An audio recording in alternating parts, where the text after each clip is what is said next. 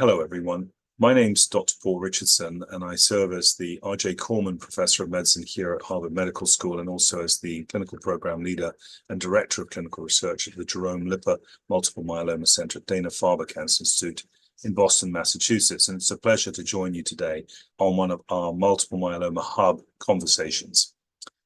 The question being asked is, how should I approach treating patients with relapsed refractory myeloma in whom BCMA-targeted therapy has failed them?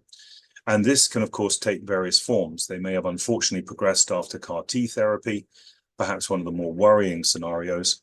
They may have progressed after receiving a bispecific.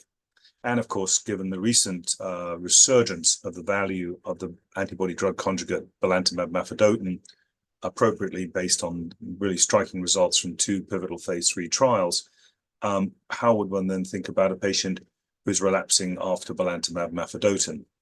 So I think let's start with the CAR T space first. Obviously, CAR T has been a revolutionary modality, an adoptive cellular therapy where T cells are obviously programmed to target BCMA, and a variety of key platforms have found their way to both US and European and global approval, including ide-cel and, of course, cilta-cel. When these treatments work, they are, in my opinion, almost miraculous. Occasionally, we run into significant toxicities with each, which are challenging. And of course, despite the high rates of complete response and even MRD negativity in the relapsed refractory space, we do see a significant number of patients progress. And in the context of ide-cel used in the relapsed refractory setting, median progression-free survival is about a year. And for cilta-cel, it does appear to be longer, several years in some cases, although this spectrum of benefit in real-world practice appears to be a little broader. So with all that in mind, if a patient relapses after CAR T therapy, I think we have to think very carefully about what to do next. T-cell exhaustion requires careful thought to salvage strategies, and obviously tolerability is another key aspect. CAR T patients tend to be somewhat fitter and younger, generally speaking. And so in that setting, I think one's in a position to adopt a variety of other strategies. But I personally like to reach for non-BCMA targeted approaches, be that a GPRC5D platform such as talquetamab, or actually would one pivot and think about revisiting classes of small molecules that may be very beneficial in that setting.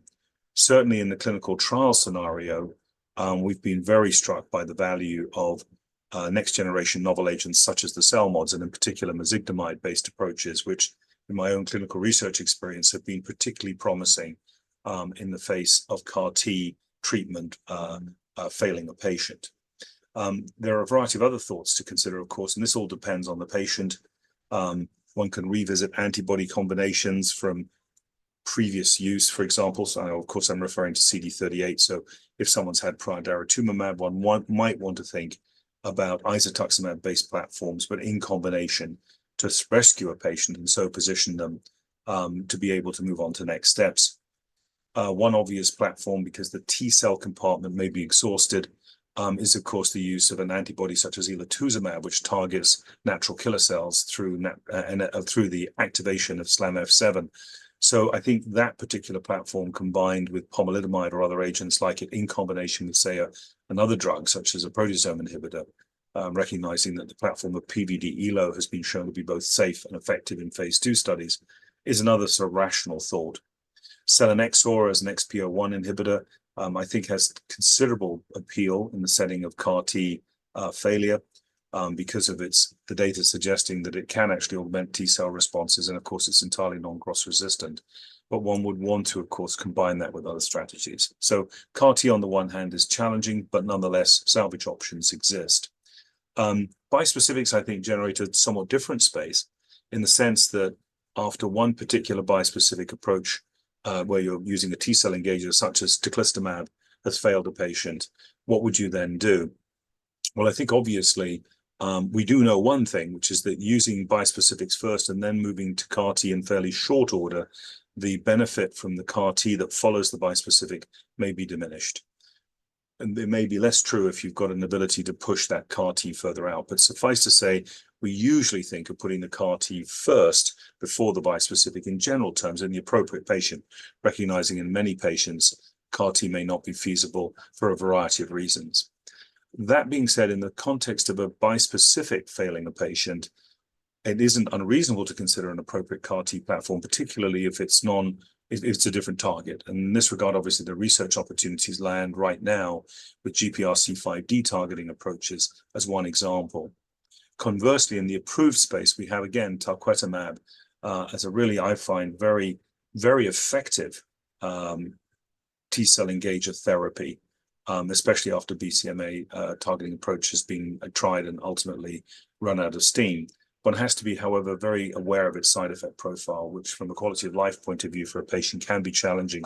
Having said that, of course, the benefit from it is quite striking in my own experience. So a variety of things that one consider. Now, when it comes to the antibody drug conjugates, from which we have a large experience at our center because we've done a lot of the work with belantamab mafodotin, both in DREAM1 and DREAM2, as leading the DREAM5 study and also participating in the other trials, and as well as having a very robust enrollment to our expanded access program. In that context, we've found the use of salvage strategies after antibody drug conjugate treatment failure much broader, actually. That there you do not have the same phenomenon of T-cell exhaustion. You can visit immunotherapies after antibody drug conjugate strategies have perhaps run out of benefit, with, I think, a greater degree of flexibility. Having said that, of course, whilst we're very pleased with the combination benefit of antibody drug conjugates such as belantamab mafodotin and hopefully more to come, we are, of course, struck that the value of the CAR Ts and bispecifics remains really quite impressive. And obviously, the advent of successful targeting of BCMA as a therapeutic target in patients, I think, has been a substantial breakthrough in the field.